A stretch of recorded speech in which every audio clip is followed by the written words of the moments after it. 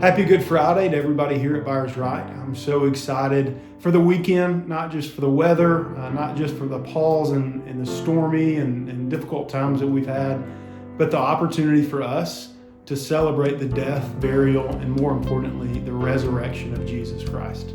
I do want to give a quick shout out to all the new faces we have around each office, and boy, how exciting is that? And I've loved getting to meet you and love the opportunity to get to know you in the future. So welcome. If you're anything like me, it took me a few minutes or moments or weeks or months to understand the language here at Byars Wright. Nothing to do with profanity or colorful language or anything like that, but everyone has their own set of acronyms or own set of initials that they use or symbols that mean something in a group text. And so there was a learning curve for me, and you may be walking through that when it comes to insurance terms or just communication in general. I will say the church as a whole is not too far away from that as well. I think many times as a pastor, I assume that my church knows these terms, or I assume that when I use language that everyone's familiar with that, and that may not be the case. So I want to touch on three terms specifically dealing with atonement and what it means for Christ to go to the cross, to die on the cross, and then to be raised on the third day. The first term, and really want to paint a picture, is the term of redemption. Now, if you will, for a moment, go with me, and you're walking through the grass, maybe a little dew early in the morning, and you recognize, maybe you hear a goat or a sheep out in the background, and you look around and you realize that some type of auction is going on. You hear an auctioneer calling out prices and going up, and finally the gavel hitting the stone and saying sold. Now, this auction is not an estate sale. It's not one of livestock. It is dealing with the slave trade.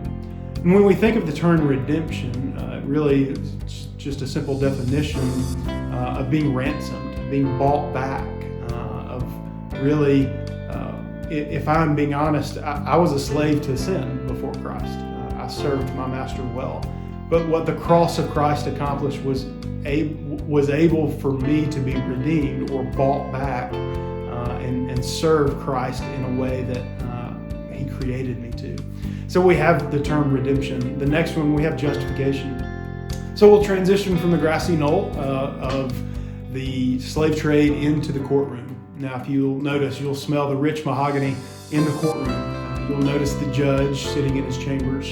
And you'll recognize that this term justification, dealing with what it means to be justified as we stand before the judge, really has nothing to do with the things that I bring to the table, and has everything to do with the sacrifice of Jesus Christ. You see, through Christ, we've been justified. Our sins have been paid for, and I'll justly stand before the Father one day, not because of my righteousness, but because of the righteousness of Christ and because of His death, burial, and resurrection. Now, the third term, we'll leave the trading block, we'll step away from the courtroom, and we'll enter into the family room. Reconciliation is that third term, and what it means is to be brought back to a former state of harmony. You see, through Christ, we've been reconciled, we've been brought back into the family of God.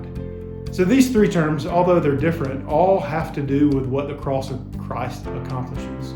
It is so important for us as Christians to understand and to know what the cross did, and then in turn to live that out.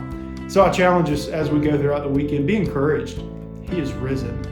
Be challenged. We are called to live as hands and feet of Christ in a world that so desperately needs it.